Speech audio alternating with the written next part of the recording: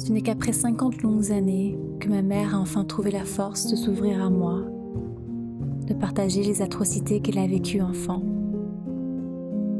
Dans son regard, je perçois une souffrance qui ne la quitte jamais. Ses yeux portent le poids du passé traumatisant de notre pays, le Cambodge. Dans les années 1975, le régime des Khmers rouges, un mouvement communiste radical dirigé par Pol Pot, a pris le pouvoir après des années de guerre civile. Ils ont imposé une dictature brutale qui a duré jusqu'en 1979, durant laquelle environ 1,7 million de Cambodgiens ont perdu la vie à cause de massacres, d'exécutions et de famines, résultant de politiques extrêmes de collectivisation. Les villes étaient désertées, les familles séparées et la société profondément traumatisée, laissant derrière elle un pays totalement détruit. Les cicatrices laissées par cette période sombre continuent d'affecter mon pays. Dans ce contexte intenable, la prostitution et le trafic de femmes et d'enfants pour l'esclavage sexuel explosera. Comment survivre dans un monde de souffrance? Comment continuer à vivre après tant de pertes, de déchirures et de traumatismes? Ce sont des questions qui résonnent en moi lorsque je me tourne vers ma mère, qui, en 1994, a cofondé la FESIP, Agir pour les femmes en situation précaire. Elle s'est dédiée à la lutte contre l'exploitation sexuelle des femmes et des enfants au Cambodge, déterminée à transformer la douleur en espoir. Ma mère me fait part souvent de cette métaphore.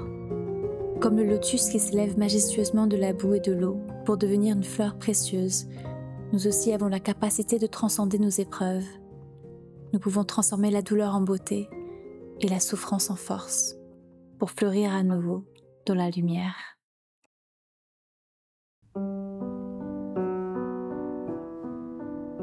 Le réveil sonne à 4h30 du matin. Les filles commencent leur journée par des échauffements. Une fois cela terminé, chacune s'attelle à ses tâches ménagères. Certaines rangent, nettoient, tandis que d'autres préparent le petit déjeuner.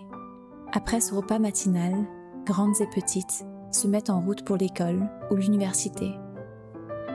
J'ai grandi aux côtés de ce centre, entourée des filles que j'appelle mes sœurs.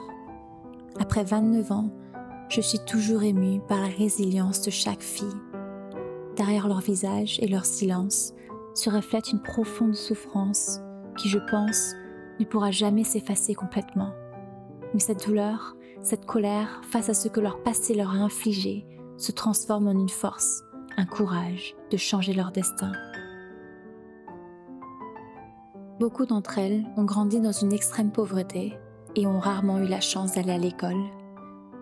Malgré les épreuves qu'elles ont traversées, elles se battent chaque jour pour un avenir meilleur, prouvant que même dans les circonstances les plus difficiles, l'espoir et la détermination peuvent triompher. J'ai passé des heures à les observer jouer dans la cour, et chacune de ces filles a gravé en moi une marque ineffaçable de force et de vie. Leur sourire, malgré un passé aussi sombre, m'a profondément bouleversée par la joie de vivre qui rayonne de leurs êtres. Ce centre est bien plus qu'un simple abri où l'on propose une scolarité et un toit. C'est un véritable sanctuaire où l'on transforme les blessures en cicatrices. L'histoire de Riem n'est malheureusement pas unique. Comme tant d'autres jeunes filles, elle a grandi dans une extrême pauvreté. Dès son plus jeune âge, Riem a été victime d'abus de la part de son père, un sort cruel que sa petite sœur n'a pas non plus pu éviter. Pendant longtemps, sa mère est restée sourde à sa détresse, refusant de croire l'impensable.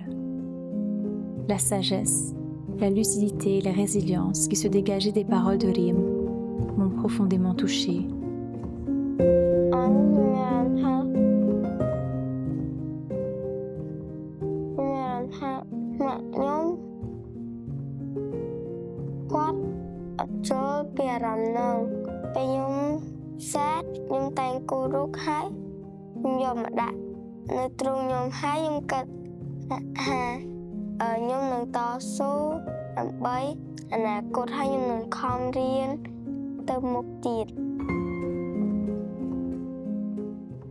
Elle a mon rôle d'être maman. Parce que les filles qui sont déjà mortes de l'amour, et bien sûr, elles ont été violées par le père, par le beau-père, la mère, elles sont abandonnées.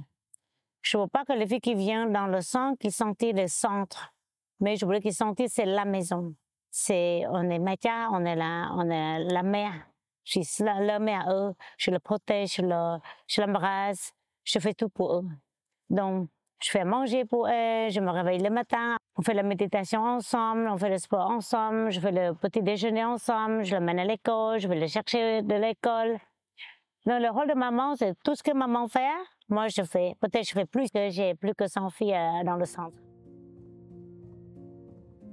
J'ai été témoin de la façon dont ce lieu leur a permis de trouver un refuge où elles peuvent guérir et grandir ensemble, libres de leurs souffrances passées. Lakana a choisi de poursuivre ses études et aujourd'hui, elle est en 3e année de droit. Parallèlement, elle effectue un stage à la FESIP où elle s'occupe des nouvelles filles arrivantes. Elle a perdu son père dans un accident de route alors qu'elle était très jeune. Son nouveau beau-père est devenu pour elle un véritable cauchemar. Suite à la révélation de son histoire, elle a dû affronter des humiliations cruelles des villageois, laissant en elle une cicatrice douloureuse.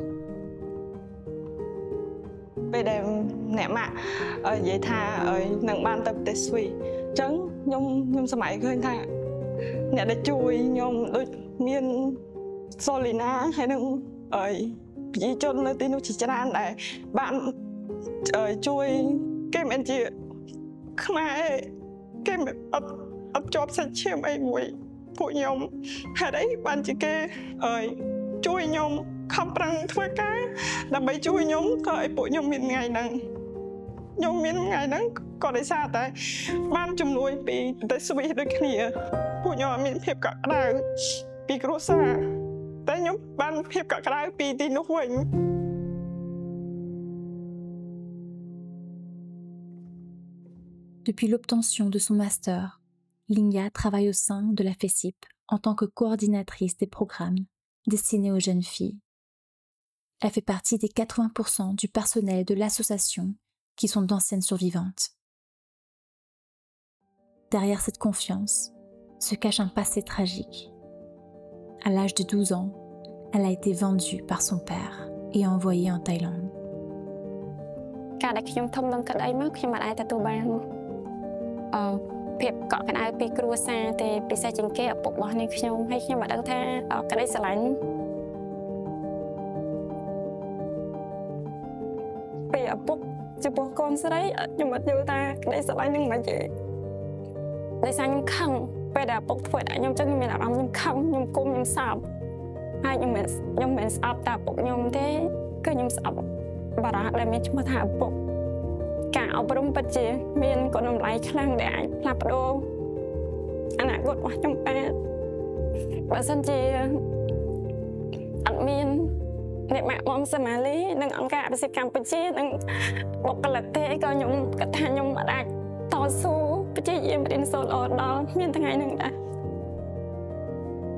Linya est aujourd'hui mariée et mène une vie paisible grâce au soutien inestimable de la FESIP depuis 21 ans. Le centre propose un large éventail d'activités éducatives, sportives et culturelles. Les filles y bénéficient notamment de cours d'anglais et d'informatique qui leur permettent d'acquérir de nouvelles compétences et d'élargir leurs horizons. Le centre dispose également d'une équipe médicale et psychologique dédiée, assurant une prise en charge globale des jeunes filles qui arrivent souvent avec des graves problèmes de santé, physique et émotionnelle. De nombreuses filles arrivent au centre à l'âge de l'adolescence et beaucoup d'entre elles n'ont jamais eu l'occasion d'aller à l'école. La FESIP leur offre une multitude de choix pour poursuivre leurs études ou se former dans des métiers tels que couturière, coiffeuse ou barista. Une fois qu'elles ont fait leur choix, la FESIP les accompagne dans le processus de réinsertion dans la société en leur aidant à trouver un emploi. Pour celles qui ont terminé leurs autres études, la FESIP continue de les soutenir dans leur vie active les aidant à trouver un emploi qui correspond à leurs compétences. Même une fois indépendantes, les filles reviennent souvent rendre visite au centre, qui reste pour elles un véritable foyer. Il faut prendre 5 minutes pour sauver les enfants. C'est facile d'aller sauver les enfants. C'est comme un verre qui est tombé. Donc, il faut prendre un pièce par pièce. Il faut pièce par pièce. Et plus le verre, il est là. Mais il y a toujours les scars qui sont autour. Les filles, c'est pareil. Mais il faut prendre des années pour qu'elles puissent revivre normal comme tout le monde. Et ça prend l'amour, ça prend la confiance, ça prend ça prend du temps pour qu'elles puissent guérir. C'est pas juste l'association Solina, mais c'est ma famille. Et je dis beaucoup merci à Solina pour l'amour qu'il donne aux vieux enfants, surtout l'amour, pas les conditions. Ce lien durable témoigne de l'impact profond que la FESIP a sur la vie de ces jeunes femmes, leur offrant non seulement des compétences professionnelles, mais aussi un environnement familial et protecteur. Après 30 ans d'efforts inlassables, la FESIP a arraché presque 10 000 femmes et d'enfants aux griffes de l'exploitation sexuelle, offrant un suivi constant et un soutien durable à la majorité de ses survivantes. Depuis 2014, 40 jeunes femmes ont pu poursuivre des études supérieures, et parmi elles, 17 ont obtenu leur diplôme et 17 autres sont en cours d'études. La détermination de Somalie Mam a eu un impact considérable sur le Cambodge, se traduisant par une reconnaissance et un soutien affirmé du gouvernement cambodgien.